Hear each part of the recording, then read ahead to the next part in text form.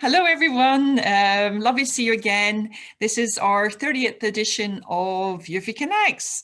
So very interesting topic today, digitally transforming flagship events. Okay, so we've got a great lineup for you today. Just one or two housekeeping notes before we start. So if you have questions, please put them in the chat. We'll field your questions and give you the microphone accordingly. So just pop those questions into the chat in Zoom. What else I need to tell you? I think that's it. We'll mute you all automatically so we avoid interference. And again, welcome everyone from the four corners of the globe. I'm going to hand over now to Ruth Carter. Now, Ruth is the Director of Red Fox Technology, Chair of the Technology and Digital Events Group for the AEO in the UK. So welcome again and handing over to you now, Ruth.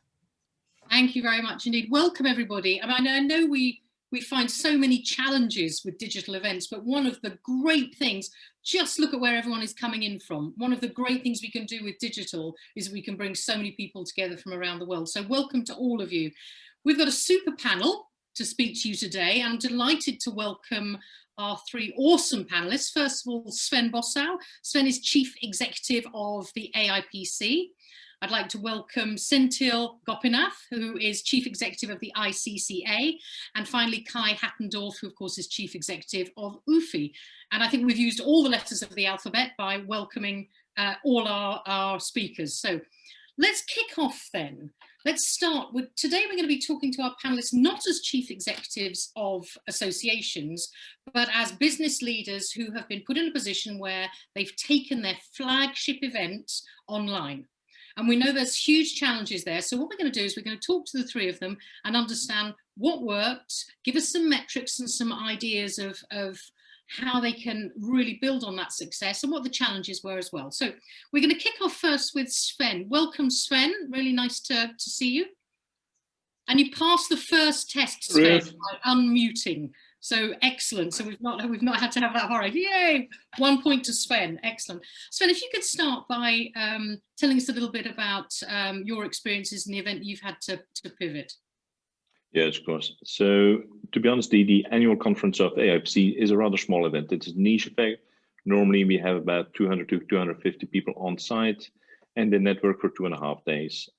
We decided in May that this year's would be hybrid. So we still had a physical component in Paris, and next to that we had a virtual component covering the rest of the world. Now, in terms of attendance, to be fully transparent, it dropped to 131 delegates, of which 25 on site, the rest online, but we did have a very loyal audience. In average, we had about 80 to 85 people watching the event on a continuous basis, which was pretty good given the overall attendance figures. Now, we had a 2-day program, and I think jumping ahead to the lesson learned is that we said, okay, we have a 2-day program and it needs to fit the entire world. That was a big mistake. That doesn't work. You need to have, if you're covering a global audience like we did, you need to have separate programs for every time zone and every audience. That's something we missed completely. We tried, but we failed. So that's something we need to keep in mind going forward. Are we going to do this again? Definitely, because on the upside, if you look at the audience we attracted, all of a sudden we had a large contingent from Africa who typically never comes to our physical events. And all of a sudden we had people from Cape Town, from Johannesburg, from all over Africa joining our event. And that was really thrilling. So you reach new audiences, but we just need to be a bit more intelligent about how we do this. I think it's really interesting you're saying about the reaching new audiences. What we found as a generalization, I've been speaking to lots of people, between 50 to 70% of your audience for a digital event are new. So they're people you're welcoming. To your point, it may be that they are international, or it may be that it's just a whole different sector or a whole different seniority. Did you find the same thing with your event? Same story here. So we reach a new group of people who typically would not be allowed to travel to our event, or people simply who, from a budget perspective, is not that easy to travel to our event. And that indeed, that's the great thing about reach. And you mentioned it at the start, you reach people from all over the world. Now, reaching is one thing, having an impact, that's a different story altogether. And there again, I think if you look at our community, what they really are eager to do now is to connect, to talk to each other. And that is perfectly possible in the digital world, but you just need to facilitate that discussion. So we know from when we distill a physical event, so a physical event being one we attend in person, we know that the three triggers are learn, network, trade. When you did your event, what were the boxes that you were aiming to tick, and how successful were you with those? Yeah. Well, we're not about trade, to be honest. So it's learning and connecting. We definitely ticked the box for learning. We didn't tick enough about connecting, and so that's something we need to more actively do. So it's not because you have a bunch of lectures and you allow for Q&A and there's a virtual networking room somewhere that people connect. It doesn't work that way. And you need to give them a purpose to connect. And that's something we're now doing in the first half of this year. We're organizing a set of virtual roundtables whereby you say, okay, let's talk together about event design. And you bring together 15 to 20 people and you put them in small working groups and let them talk about event design, which you make them work together, talk to each other, report together. And that's both purpose, but also connecting. And that's something which in a number of digital events over the last year was lacking. I think that's something we're going to do going forward. Even simple platforms as Zoom allow to do that. So use it, because that is the one thing that people are so eager for, is to talk to each other and learn from each other. And you talked about right at the beginning, you said about your event being a hybrid. And for me, a hybrid is where you run a physical and a digital entity at the same time. Yes. Is that something, how did that work? Somebody I was chatting to the other day who's done a lot of this, and they were saying, Greg Hitchin, who runs Terrapin events, and he was saying, if you're going to do a really good hybrid, you have to think about the production values of the virtual piece, because otherwise the people who are online are going to feel really excluded and not part of the group. How did you manage to do that? I would agree to what your colleague said. What we try to do is, stream sessions, make them available to a global audience, make sure that you have consume on demand for sessions that people couldn't attend. And that's all very nice, but there's still a big difference between running, and this is a classic, a physical event is theater, a virtual event is a TV show. Mixing those two in one event is extremely difficult, and it's not something I would necessarily do again. I think it's better to split them out, actually. And yes, you have a physical event and you have a virtual event, but don't try to bundle everything in the same thing.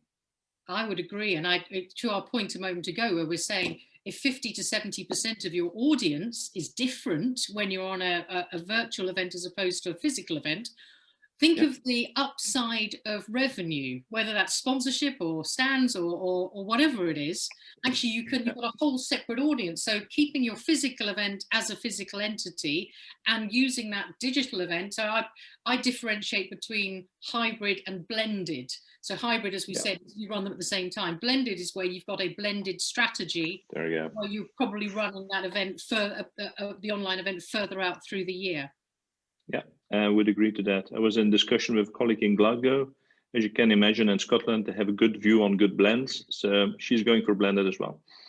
Okay, thank you very much, Sven. Senthil, we're now going to move across to you. Welcome. Thank you, Ruth. Glad to be here. Oh, pleasure to have you. So kick off, if you can, by talking a little bit about what you did and the successes and some of the challenges you saw. Yeah, thank you. It's so glad to see so many of all the colleagues from different parts of the world. Like you rightly said, Ruth, this is community building, and online community. We believe in ICCA very strongly. The COVID situation has brought us a lot of difficulty, huge amount of challenges. But having said that, it has brought a lot of opportunities as well. Building an online community, and we could see each of us. We wouldn't have seen in the in the good old days. So everybody could connect, everybody could contribute, work on it. So when we started looking at the ICCA Congress last year, It's a flagship event. Every year we gather almost 1,200 industry colleagues coming together. And we call it a pilgrimage because everybody has to go every year to that event. And everybody needs to talk to each other. So it's the family coming together, the community coming together, talk to each other, say hello to your friends, share best practices. So how do we mobilize this huge volume of people, and how do we do the ICCA Congress given the pandemic situation? So we started an in-person hybrid event, I would like to call that, because fundamentally the ICCA board and the ICCA management's thinking when we kickstarted this thought process in May 2020 was to see maximum number of members, industry colleagues coming together. Now, how do we do it? It's a big challenge. We know that on a weekly basis, every country is going into a lockdown. Everybody, the rules keeps changing every day, every week, every month. So we thought that very importantly, we fundamentally had to develop something which is very important. Equal opportunity is given to the people who are joining on site in a city, and then people joining digitally as well. Like you and Sven rightly said, that experience is very important. So we created this hub model. We said our host was Kaushung, which was very supportive, was really keen to build this event and move forward with hosting the event. So we decided, while having Kaushung putting up a big event there with the look, of course, predominantly with local audience, we said we need to build worldwide regional hubs. So that's the only way we can bring our community together. Yes, we had phenomenal restrictions to work around because each country which was hosting the regional hubs had their challenges. But having said that, it was work in progress and it was experiential. So we keep learning. So the best interesting part is that every month the plan keeps changing because the countries or the cities, the policymakers, when they bring different rules and regulations, it keeps changing. So it was a great learning thought process for the entire ICCA membership. How do you adapt? How do you communicate? How do you collaborate with the local government, with your industry, so that in the future, even post-pandemic situation, we become a very agile and adaptable industry so that we are ready to move forward. So we put this 8-hub concept along with the host in Kaohsiung. So that's the initial thought process came through. One of the fundamental thing, my advice to the colleagues around is, while you do a hybrid event, while we all focus on where we are going to host the event, it could be any smaller or a bigger number, the technology partner is very key. So what we said is we need to create a theatrical experience to our members and our community. So we decided to base the studio in London, and from London, everything was broadcasted through 15 live streaming at a given time. So 8 different regional hubs with our host in Kaohsiung and the broadcast taking from London. So the technology partner was fantastic. So that's because fundamentally ICCA's thought process that every delegate who joins virtually, digitally, and who's joining a regional hub needs to get similar experience. So that was the thought process. Yeah, that's where we started up. Sorry, Ruth, am I going too? No, you're doing well. The technology piece is really interesting because if you look at a physical event, in theory, and I say in theory because we know as organisers that we do this, it's unusual that you would say, here is a venue with a tenancy available, what event can I put in there? And I ring fence that out because that does happen occasionally, as we know. What we've seen with a lot of organisers is they've done the same thing, and they've said, I want to do an event, I'm going to go and find the technology, and then I'm going to fit my event around that technology, which of course isn't necessarily the right way of doing it. How did you work when you were looking at the best sort of technology to support the event you were doing? Absolutely. No, rightly said by you. It's very vital that you design your event first and take on a design technology approach rather than you cut your event according to the technology. That's the biggest mistake to make. So we at ICCA, what we did, we developed a 6-week program. We were looking at what is most fundamental for our members. And then we looked at a technology partner who could fulfill the requirements and who could really live stream among regional hubs, from the London studio and then also from our host in Kaohsiung. So it's very vital that your program can fit into that technology rather than vice versa, because then you will come across a lot of restrictions with technology where you need to really cut down on your program. So the hybrid model is good, but it's more important that we don't change our approach, which we did pre-pandemic time. We continue our model similarly, and then upload that model into the hybrid, the technology side. Yeah, I see a lot of conferences doing it the other way around, but then you tend to lose your community, you lose the content, you end up doing what you're not planning to do. You said right at the beginning, a really spot on point, which is that COVID has accelerated everything. And we've seen our thinking around digital events. You know, what would have taken 5-10 years to achieve has been done in 5-10 weeks in some instances. When we've seen technologies, fast-paced technologies being adopted, there's often some learning that underpins them. You said, really interesting point, you just have to keep on changing and keep on learning. My motto, which is up here on my wall, which says, move fast, break things, learn, repeat. Did you have to employ that model? Could just be interested a little bit more about that fast pace of learning that you were talking about. Absolutely, Ruth. So the entire team, it's a new learning experience. And the technology part, it's relatively newer. We have been using in a much smaller scale in the past. So for the Congress, it's pretty much very, very technology oriented way of working. So the events team or the entire team globally has to really adapt. How do we, first we learn as a team, and then we engage and educate our members to understand how do they log in or how they engage in the platform. So it's very important that anybody who's planning a hybrid event, first to learn the platform. That's very vital, because it's always, we take it for granted that the technology service provider will take care of everything, which is not, because whether it's AIPC, UFI or ICCA, we have strong communities, and our members always used to engage through the association with all our activities. So when it comes to technology, you're just thrown right in front of a computer and say, yeah, attend the event. So unless you are very clear, you have learned the fundamentals of the technology, you won't be able to educate and ensure the membership is engaged fully and they get the ROI as well of the event. So it's very, very important. So we went through a process of almost 4 months, continuous learning and teaching our team internally. And we had a lot of external expertise coming in and supporting as well, so that everybody was integral part in putting up. And then believe me, while you moving forward, you will have surprises of technology coming your way every day. That's very, very important too. So you be prepared for that. Don't even take it for granted that I bought the platform, I paid the money, we are ready to move forward. No, till the last day, till the opening ceremony, you will have surprises.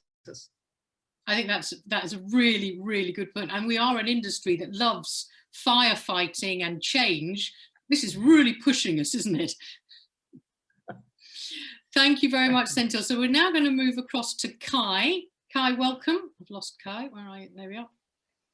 Well, thank you. There you are. Sorry, you're down there. Thank you. Welcome. Really nice to have you on board. Give us some feedback about your own experience. Oh, it's been similar and totally different. No, UFI normally hosts a global event, which is the annual gathering of the industry on site somewhere. And we were so looking forward to going to Muscat, Oman. COVID struck and we made the decision rather early. We can't have a global gathering because people won't be able to come from everywhere in the world. So we localized it. We moved it into 4 different hosts to where our regional offices are. We said we're going to stage a part in Hong Kong, we're going to stage a part in the UAE, we're going to stage a part in London, we're going to stage a part in Bogota. And for a while, we were quite confident that we could pull these things off. And we had then moved to Switzerland because Switzerland was then the country that had COVID totally under control and events were going to happen. So we worked with the MCH team to have a physical event in Switzerland, stick to a physical event in the Middle East, had to give up on Hong Kong, had to give up on Bogota, but we're following the guidance from our members. Please, please, please, let's meet in person. Eventually, however, all this was not possible. So we also had to take the plunge and say, okay, let's rethink this whole thing. But as we had already that local approach, we said, we have a global membership. We want to connect that global membership because people come to the UFI event for 3 reasons. They want to reconnect with their pals from the industry, they want to do business, and they come for the content. So the content is the easy part, because we already had great speakers, great keynotes. So we made sure we had a world-leading keynote in each of these 4 regions. And we morphed the physical regions from their on-site hubs into broadcasting hubs. So we said we're going to produce a primetime live programming from Hong Kong, from Bogota, from Europe, from the Middle East. And we then started the job essentially like a TV program producer and said, well, if we do 4 hours live in Hong Kong at Hong Kong prime time, what is the prime time? Business prime time in Hong Kong is late morning into lunch. It's actually late morning into lunch in Europe, and late morning into lunch in the Americas, and late morning into lunch, somewhat later lunch, in the Middle East. So we had our prime time slots. So we knew when we had to broadcast live into the respective region. But as we wanted to have a global program for a global community, we then rescheduled and said, well, we produced live today for Hong Kong. We will broadcast as a rebroadcast tomorrow in European prime time. So we made sure that all the community got access to all that content, either in a linear format, watching a stream, and connecting with the community during that stream as they wanted to through the platform we were using, or to watch everything on demand at their leisure when they wanted to follow up on a specific topic. So we became TV producers. So one of the things we hear an awful lot is the shift for content-rich events to an online platform. Actually, that's not that difficult. We can make that jump. So here's a good example. There's 179 of us on this call, and we're all listening and learning, but we can't talk to each other and we can't bump into each other. Did you manage to crack? You talked a little bit about that community piece. Did you manage to crack that at all? Well, if I look at let's look at what our customers, our members, told us afterwards. It said super high marks for the content, great content, timely content, and I've actually rewatched all that content because I could see it on demand and didn't have to be in a room to listen to it. And once it was gone, it was gone. We got so feedback for the interactivity and the possibility for people to connect one-to-one, because we were on a platform that delivered that in a perfect way, but it took people a day or two to find out how to use it. It was modeled after, we used Grip, it was modeled after a social media platform. And once you got the hang of it, there were a lot of one-to-one or one-to-many video chats going on. And the one thing that people said didn't really work was that serendipity networking, that hanging out together, that accidental encounter. We had scheduled 14 hours of networking time as part of the Congress, but people found it hard to find this content, to access the networking, and then to actually network. Now, this partly goes to what the community is. We had the biggest number of participants ever for an UFI Global Congress. We had 100, 150 more than we normally have. We had a high degree of first-timers, and they found it easy to utilize the network. So they are different breed, right? So there's the potential, Sven, like you touched upon, going forward. But those regulars who came to meet their peers, their pals, their community, they struggled a bit finding their footing around. So learning from that, the platforms will evolve. The networking definitely needs to improve. The interactivity has to be as absolutely foolproof, easy as can be. And we are all learning from using platforms like Zoom or Teams every day how to do it. So indeed, the content part is the easy part. The serendipity piece is massive. And we all say, you know, exhibitions are meeting someone you didn't know you needed to meet, who's solving a problem you didn't know you had with a solution you didn't know existed. So we know that serendipity piece is massive. I was at an event, an online event the other day, and they had, there was a button on there and it was, do you feel lucky? And you pressed the do you feel lucky button and it automatically matched you. It was really rudimentary, really basic. It automatically matched you with somebody else who was in that room at the same time.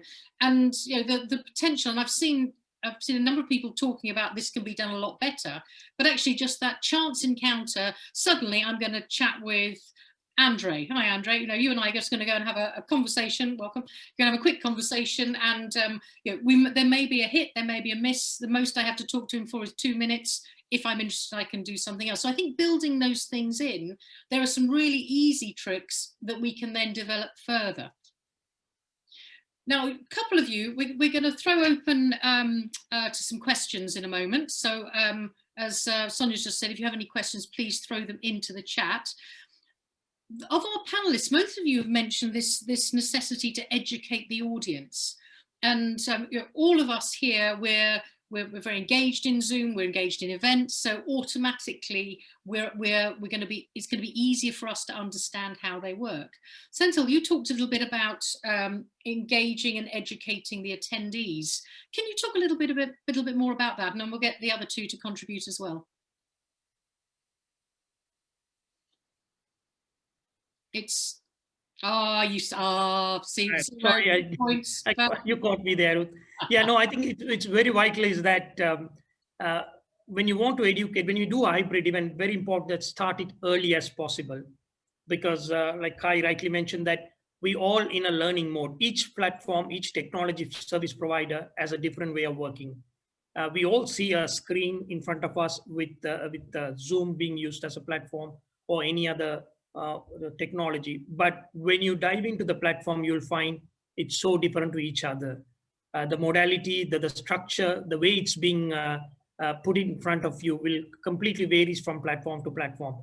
So my advice is start early as possible. If you want to advertise or if you want to talk about an event, tell the audience well in advance that it will be a hybrid event. And the other most important is that do not wait until we structure the platform fully, I call it fully integrated, and it's ready for use. Start from the A, Bs, and Cs. So piece by piece, if you can share it with your audience, it could be on the registration, the page, it could be a separate page you could develop. And so each one of them can start learning from the time of pre-registration or during registration or after. So there is always opportunity, because with one-time opportunity, it's impossible to go around and learn the platform, so that your delegate is prepared and understood before attending the event. At least an 80% success rate is achieved. And the other most important aspect is that we used a very interesting technology for networking, where if I click on you, Ruth, if I take you to another person, I can see on the platform that what is common interest between Ruth and that person. So whether I could join them or to another person. So there are many tools globally available, simple networking. So what we did as ICCA, 6 weeks before we built this on the platform, we created this networking opportunity before the Congress. So it took a long time. People were working on it. It took them to understand how to use this platform. But it's amazing to see closer to the Congress, so many of them have been already started talking to them. They know what's coming up. They even started sharing about the content, the speakers. So it's always important to start well in advance. And if we could do, I don't know how possible it is, like ICCA did it for 6 weeks program. If you can spread your event a little bit longer, that's much better, because then you're not giving that 2 days or 3 days event process. You're giving much longer to the audience to understand and giving them more learning opportunity as they go on up to the last day of the Congress. Sorry, yeah, going. Please. No, one last point is to do all this, very important is you need to plan your budget, because it's more difficult than the usual Congress, doing a hybrid Congress, because your budgets keeps changing. So that's my personal advice, that plan it well in advance so that your networking platform, the features of the platform are well planned, so that when you get closer, your numbers have increased. Then you suddenly find, I can't spend this money. I have almost 500 delegates registered. So it's very important that, we are in a challenging time. Budget is a wrong word, but yeah, we need to plan that very carefully so that the success can be achieved. Thank you very much. Sven, did you want to add anything on that? That was not a question, that was a hope. Hi. No, I fully agree with Senthil that we need to engage with our audience a lot earlier than we would do in traditional events, but it also offers two opportunities. One is that we can already create mini networks prior to the event, which is great. And secondly, in our community, I think I share that with ICCA and with UFI, you do have some geeks, and they're great people. And if you tell them, we're testing this new platform, help us try and break it. Those are the people who, they're great people to work with and to test your platform and to create as many communities up front. So it's both for sharing the knowledge, but also testing the platform And it creates groups of people who connect, who talk to each other. And that's the entire thing we want to achieve at the end. It's connectivity. There seems to be there's a pattern of questions coming in. And Sarah Marshall, I'm going to invite you to ask your question, please, if you can. We're going to unmute you because you're asking the question that most people are asking. Oh, come in, Sarah Marshall. Yes, I'm here. Hello. Thank you for having me today. It's so interesting. First of all, we'd just love to hear more about successful monetization. You know, we've just done a 3-day show, totally the same as everybody else. You know, we found ourselves as TV presenters, and we did okay, but it washed its face. And you know, we need to. Looks like we're in this position for the most of this year, so we need to kind of take it to the next level. I'd love some insights. Gosh, wouldn't we all? So this is the most important question for all of us, I think. So Kai, let's kick off with you, please. What's your insight? Sorry about that. It's yours. No. It's your house today. We're at your house, so it's yours. I'm pleased to say that we made and exceeded our revenue target for the Congress. But based on two things. Based on a lot of people showing up, and based on good sponsorship revenues, and on cost management. I believe we all see that the price point to attend a digital event is zooming in to be somewhere, depending on the quality and target audience, of 10 to 25% of the price to attend a physical event, which means you have a little share of what you could normally invest into the event. On the other hand, you don't have F&B costs. You're saving on a lot of the on-site costs, and you have to, as Senthil said, carefully prioritize your investments into the delivery of the event. Every event platform is essentially like a venue you see for the first time. You have to find your way around and have to navigate and have to register in the hotel and everything else. I believe going forward, we will see more organizers of conferences, of events, zooming in on platforms that reduce the complexity for the returning customer. So you don't have to go through another registration, another registration, another registration on another platform. And that can bring down costs and complexities. But I see a lot of other successful organizers of digital events here on the panel. I believe the key is to make sure people understand that digital doesn't mean free, and quality has its price. And for the sponsors and financial supporters to see the value in the digital connectivity to that different and larger audience. And your point about, Kai, your point about delegate tickets, we've seen, I think that's a really, it's a good generalization. We've seen it's roughly about 20%. You're charging 20% for the digital event that you can for the physical event. We are seeing an increased trend, though, around sponsorship, where actually the experience you're getting online can be deeper and richer as a sponsor, because the amount of data you can collect, the behavioral as well as the attributable data that you can collect, is quite significant. And it's, you know, we talked about serendipity before. I don't have to wait for someone to walk past my stand. I can see them and I can see their data there. Sven, I can see you're nodding. Can you talk a little bit more about some of the revenue experiences? And we're going to get onto profit as well, because revenue is one thing, but profit is a totally different thing. Senthil, profit's coming your way, by the way, just as a warning. No, okay, thank you, Ruth. Now, I think what 2020 brought us was a unique opportunity to experiment, and that's what we've all done. And I think we need to have a good look at lessons learned. If I take at AIPC as a case, we've seen that we've reached audiences we've never reached before. If you look into depth who are those audiences, I think there is a lot of potential for commercial opportunities for our sponsors there. And we just need to clarify that with our sponsors. Yes, it is a digital event. We're reaching a new audience. This is how the new audience looks like. And this is sort of where your point about data management comes in, right?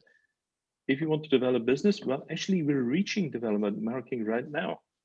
So yes, it does make sense that you continue to sponsor us, that you support us, because there is a return on investment at the end, but it's going to be done in a very different way. And to your point, no, it's not about being at the booth and waiting till a customer drops by. It will be about active data mining. And data, somebody was saying to me the other day, data is the new economy of the events industry. And I think as a species, we love this coming together. But going forward, we can be so much more clever. And some of the things that we are developing in the digital event world, we'll want to replicate in a physical world, because the concept of a visitor turning up to a show with their serendipity mapped out for them already, I think that's a really interesting concept. Senthil, you draw the short straw. Driving revenue, I mean, Kai's point was really well made. Yeah, we're seeing a drop in revenue. Sponsorship, it can hold its own. Our costs are significantly less. Great. So in theory, we should be able to make a decent profit. But what we have seen is so many organisers in 2020 using the digital event as A, how am I going to keep my resource engaged? B, how am I going to keep my community engaged? C, I just need some cash flow. How do we actually make these things profitable? Should we be making them profitable? What's your take? I think, to answer you, Ruth, yes, we should make it profitable, because we reinvest back into our communities. So from association point of view, all the 3 associations, we keep reinvesting the monies to develop the knowledge, the business of our own communities. So yes, definitely whatever profitability, which they're not the usual profits, but different levels of profits. But I would share experience here. Digital marketing has its own strength, I would urge whoever organizing an event, look at a digital marketing within brackets with engagement of your sponsor. That's the approach we took at ICCA. We segmentize sponsors into 20 different segments. Why? Because in the past, a sponsor comes in, he's a plenary sponsor or he's a breakout sponsor. He gets the entire audience with the logo or with the speech coming there. But now, to keep people's focus through a digital platform, it's a big challenge. You can't engage your audience for too longer. So what you need to do is break your business into the importance, according to the importance. So whether you are a medical association, whether you are an industry-related association, look at who are your sectors and which sponsor would cater to that sector. Because the days are gone where we can put one headline sponsor to the entire Congress. That may be very challenging when it comes to a hybrid event or a digital event. So it's very vital you break this into smaller sponsorships, but the volumes are higher, rather than you have few sponsors with a larger amount. That would be the strategy going. I mean, that's the exact strategy we had last year. And I would say for 21 and 22 as well, that would be the main strategy. Through that, yes, you can definitely make a profit, because what we did is we engaged heavily into sponsorship, and we really subsidized the pricing to the members, so that eventually we ended up a 1,500 delegate conference, which is the largest in the history of ICCA, because every delegate could afford to pay and attend. And your point around monetization again, you said can you talk a little bit about some of the financial experience you had with your event? If you would share some data, you can kill us all afterwards. Of course, we won't repeat it, because you're amongst friends, you're amongst just nearly 200 other friends. Talk a little bit about actually what that means in terms of, yes, we made profit, we should be making profit. It's depending on the size of the event. So if you take from a smaller event, ICCA organizers, we have about 11 events a year. Other than Congress is one, so we have 10 more events. During every event, the profitability is anything about in the range of, I would say, about 20 to 30%. Now, given a pandemic time, now, yes, it's from the cost perspective that looks as a profit, but it's reinvested back into the community and into the association. But what I'm trying to get at is that the sponsors at the initial part of the first quarter, second quarter of 2020, the ICCA or the community, the broader community work with, were very reluctant to see, because we are traditionally used to doing in-person events, and my logo is up there, I'm there with a speech. That's a tradition we are used to. So it took about till mid last year for the sponsors to understand what is the digital ROI all about. When we started showing that the profitability for them to sitting in their homes, in their cities, how they can showcase their product, that really brought every one of them to engage. And that really sort of increased the profitability as well. So I think that there's an interesting point about how you structure the content side of your event. And we're all, I think, and I'd be interested to see what the three of you have to say, we're all uncomfortable about having, it used to be a 3-day event, let's do a 3-day digital event. And actually what we find is people can focus on bite-sized chunks, but they can't focus in this massive, big, overwhelming 2-3 days of information giving. Kai, what are the structures that you've seen work for you and for your events? I mean, you're experiencing one of the most successful structures right now. I mean, we've essentially been doing on average an UFI Connects every week, bring together a community between 50 and 200 industry colleagues to have an engaged conversation around a topic. Whether an hour is still bite-sized or too big a chunk, it's up to be seen, because attention spans tend to go down. We totally reimagined the first event we do every year, which is an invitation-only event for the C-suites of the exhibition industry. Normally 1.5 days in person and a networking night before. We changed that into 5 content sessions. So we took the 5 content elements and played them out last week over a 90-minute slot every day. So Monday, Tuesday, Wednesday, Thursday, Friday, every day at 2 p.m. there was the time for the daily GCS digital session. 15-minute presentation, 10-minute breakout, 15-minute presentation, 10-minute breakout, 30 minutes Q&A, and then open mic for all of those who wanted to stay with us and continue the conversation until we had reached a total of 2 hours when we closed the room. It's worked super well. Is this an event? Is this a row of sessions? I don't know, but we have to rethink the value proposition. If the value proposition is to unite a group of people around a topic, it's the perfect way to put everyone to one room on site for a day or two for all the serendipity and the dialogues and the connections. Online, spread it out over time and create some data dependency so people can connect spot on, spot off over a period of time. I think that's one of the main learnings we have at UFI. It's kind of taking the event out of events in a certain way.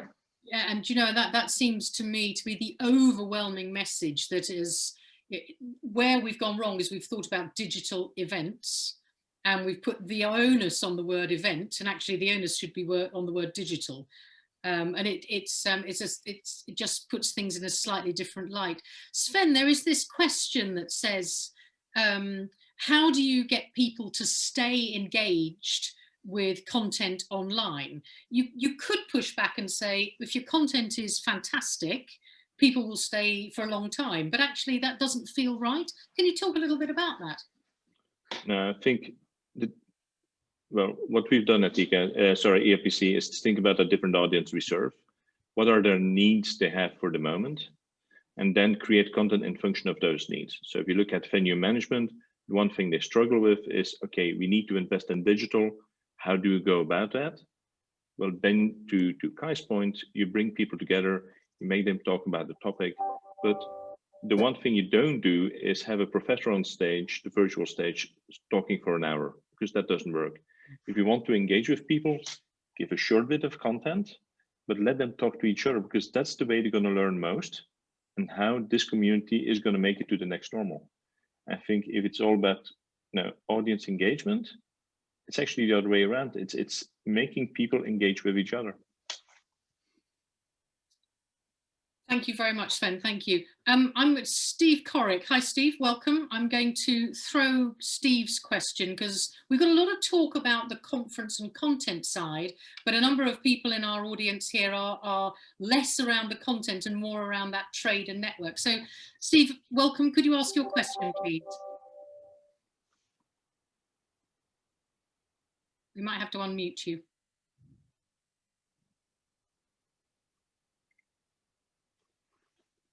And ladies and gentlemen, this is why physical events will always succeed. So Steve, we're going to come back to you in a moment. Matt Foreman is the next person that's going to has a question. Matt, if you're there, I feel like the Eurovision Song Contest here. Could we please have your question, Matt? Yes, hi. Thank you. Thanks, Ruth. Mine's a simple question, but I wonder whether it requires a longer answer. And that is simply that should we consider different levels of content for online and face-to-face audiences to encourage a return to live? Now that's a really interesting question, because in my heart, I think there's not going to be a difficulty encouraging people back to live, but it's really interesting that you're seeing it differently. Senthil, would you like to pick that up? Yeah. Thank you. Thank you, Matt, for that question. My answer is very short, Matt. Our community is really desperately waiting for face-to-face event. The digital events will continue, but of course will become a knowledge platform in the future. But we really wanted to get into face-to-face sooner or later. So yeah, there is no difficulty bringing the industry together from a face-to-face event. I keep receiving like many calls, many thought process on a daily basis. Of course, they all know that the cities and the countries are locked down and various difficulties. But having said that, when is next is the question asked on a daily basis. So, but having said that, learning will not stop. Learning will continue through the digital platform. So that will be another value addition for the in-person event. Really interesting. I've seen organizations that focus on training saying they'll never go back to physical, because if they are accreditation based, people can get what they want in an hour burst rather than having to travel for half a day. There are going to be some real challenges if we want to bring people back to live. Kai, do you want to pick up on that, please? I mean, the first in-person event we're going to put on, we probably don't even going to put on a program, and the program is everybody being there talking to each other. Whatever program we throw at them, no one will pay attention to, because they want to reconnect. They want to recharge that human relationship battery of theirs that has been so depleted over the last 12 months. But once we are over this excitement of being together again face to face, and are facing the jet lag thing again, there will be a balance. Kieran, I see you here. You were on a conversation we had a few days ago saying, digital opens up a totally new additional community for us, a totally new digital additional audience that we don't want to lose. We would be stupid. We want to serve this community and this audience. So we will have the in-person event, which will be tricky for people to get to for quite a while with international travel, not really back to where it was for quite a while. And at the same time, we will continue with the digital platforms for those who connect digitally. So the answer is both. And yes, content will be different for an on-site audience with the serendipity and the dialogue you can have face-to-face than the digital platforms who offer different ways to connect and communicate on-site in real time. I think that's a really good point. I think with the deepest respect to everybody here, anyone who thinks that the digital footprint will not remain is mad. And we should do their collection now for their leaving card, because they're retiring from the industry. There is no other industry, there is no other sector of our lives really where we just do physical or just do digital. Everything is now blended. We can't get away with it. So now we're going to go back. Steve, sorry, that was my fault. I was so excited by your question. I freaked out our technology team. Steve Corrick, if we could have you ask your question, please. Sure. So yeah, I by the way, with your last comment, is absolutely solid in my mind that things have changed, and anybody that thinks they haven't is going to have a problem. Having said that, I think the elephant in the room a little bit is the fact that I get the content play, and in fact, I'm very familiar. There's certain pharmaceutical industries, for example, that were doing much better online events even pre-COVID, and now they've just accelerated. That's there's content-rich communities and content-rich events clearly will thrive. I think the elephant in the room a little bit is, where are the examples of the big expos, the big product sort of driven expo events where candidly 90% of the action was the show floor? There's definitely content. Maybe CES is a great example, I don't know, but I think the elephant in the room is, look, talking to Kai and others, the 15-16 Hall Mesa event, the McCormick Place here in the US event that fills 1.1 million square feet.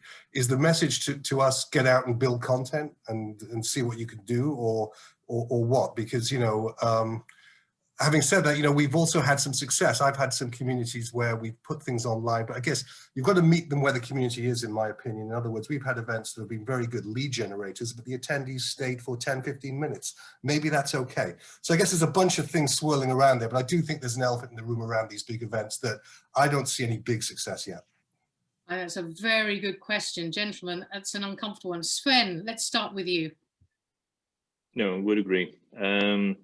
I used to run at Swift Sidebars, which is an event which brings 8,000 bankers together.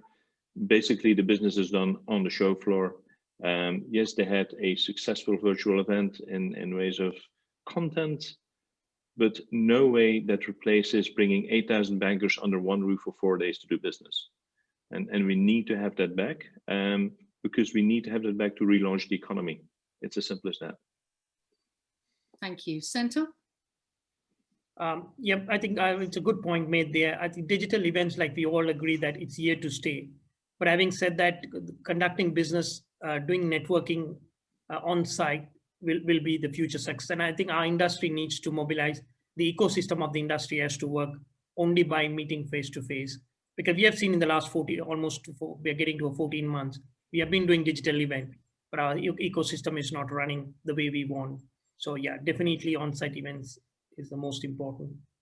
And thank you. Kai, I thought your point was really well made. Once everyone is over the excitement of being able to go face to face, and once those jaded sales guys who thought do I have to have another late night drink in an exhibition bar? They're desperate for a late night drink in an exhibition bar.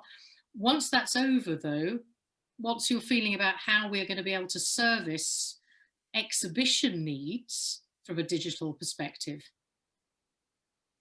That's the multi-million-dollar question, and I've had several investors asking me that as they pick their investments. The part of the events industry that so far cannot be digitized is the physical show floor. It is where supply and demand meet on site. You can have an online catalog and you can have a show floor. The show floor is, if you wish, an edited online catalog, because let's say you're selling high dangerous letters and a smart organizer places a booth for first aid kits next to that, because he knows that if one buys the one, you need to buy the other. Every digital platform of the world will give you hundreds of tall letters and hundreds of thousands of first aid boxes, but won't connect the two. So the show floor is the one thing you can't duplicate. And the show floor is there predominantly for the 80, 85, 90% of small and medium enterprises that are not that digitally advanced, that they're going to risk their marketing and the future of their company on a digital platform that they find difficult to grasp and understand. And these companies are there that we will, it's for them that we essentially run the trade shows. So they will be back. And if you ask for the ROI of the trade show, which was a question we heard in abundance in the last 3 to 5 years, saying, all these digital channels have all this data, and there's a lot of noise, but there's some signal. So where's the data from the physical show floor? I now ask them to show me their order books. So they take up their books and they show me empty pages, and I say, see, what's missing in your order books, that's the ROI of the physical trade show floor. And we've seen shows, great show brands delivering great online experiences. Karina and Ray with IMAX, the whole CES show team, amazing performances, great broadcasts, great community experiences. But the trade show floor element is solely missing. And the business is not being generated, even more so harming the industries that can't sign deals and can't develop. So they are all, from what I hear, so eager to go back from these digital experiences and staying connected as community to please give me a physical show floor to trade on. Okay. Oh, thank you very much. So I'm going to, we're coming to the end. There's some really good questions out there, and my apologies that we can't get to everyone. One of the big questions that everybody is asking is this going to continue? So there was a really interesting comment from Stephen Carter, Group CEO of Informa, and he was quoted as saying he expects that much of their digital event activity to fall away almost totally on the return of physical events. So we're seeing the market leader saying, actually, this is a short-term outcome. Gentlemen, if I can have one sentence from each of you to tell me what you think that future is. Sven, yes, please, if we could start with you. It's about purpose. Digital has a purpose, which is about spreading content. Physical has different purpose, which is about connecting people. And as long as you spread those rules, you're going to be perfectly fine. Absolutely. Well, brilliant. We can close now. Senthil, your comment. That's spot on, Sven. It'll be definitely in the near future, we are going to have the digital events, but it will be a blended model of 80-20, I call it. 80 will be in person and 20% is here to remain. Yeah. And actually, I think we'll see revenues and profits mirroring that as well, that 80-20. Yeah. Kai? Well, as in all good digital events, I dropped my connection for a second. What was your question? So I think we're going to answer that. Will digital events survive once live events, physical events are back? Yes, because we're better serving both channels. Thank you. For me, that's a really, really good sum up. And I liked this concept of purpose. And we said right at the beginning, I think it was Senthil, you said, you need to design the event first. You need to understand the reason for it. And once you've got that, then you can look at the medium that's best suited. And we're seeing a huge amount of chatter at the moment around omnichannel, for example. I think back in the day, we just used to call it media neutral. But now with that new stream of digital coming through, it's going to be community and issue first and medium second. So, gentlemen, I'd like to thank our excellent panel for their insight and for their time. Ladies and gentlemen, I'd like to thank you very, very much for joining us. My apologies we couldn't get to all your questions. It's been a really rich discussion. And finally, I'd like to thank UFI for hosting and for organising this event. So wishing you lots of success with your digital events and looking forward to seeing all of you in person in the not too distant future. Thank you very much. Thank you. Thank you. Bye-bye. Thank you. Thank you. Bye. Bye. So thank you, everyone. Thank you very much, Ruth. Thank you, Caitlin, the UFI team, for putting this UFI Connects together. Thank you to the three speakers, so Sven, Senthil and Kai. Pascal, can you show the slides, please? Perfect. Thank you. Thank you. So we have another UFI Connects coming up. It will be on Wednesday, 17th of February. Again, the topic, digital events from a customer viewpoint this time. So see you all online then. If you have any comments or questions you'd like to be answered that you didn't see addressed today, please send them to media@ufi.org. Please kindly share your feedback as well by participating in the survey when you receive it very shortly. One more point, yes, just for your information, we have what we call the UFI Fellowship Programme, how to stay in touch with the community and how to benefit from UFI education and attending UFI events at very, very special prices. So any information, just contact us at fellow@ufi.org.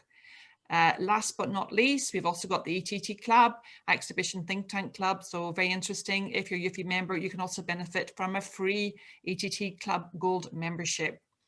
And one more to go. Thank you all, our dear Diamond sponsors, for your continued support, to TSEB, to Qatar National Tourism Council, to Shenzhen World and to Freeman. So thank you all very, very much again. Thank you for participating. Thank you for being a great audience. And thank you again to the speakers and to Ruth. And take care. See you soon. Huh?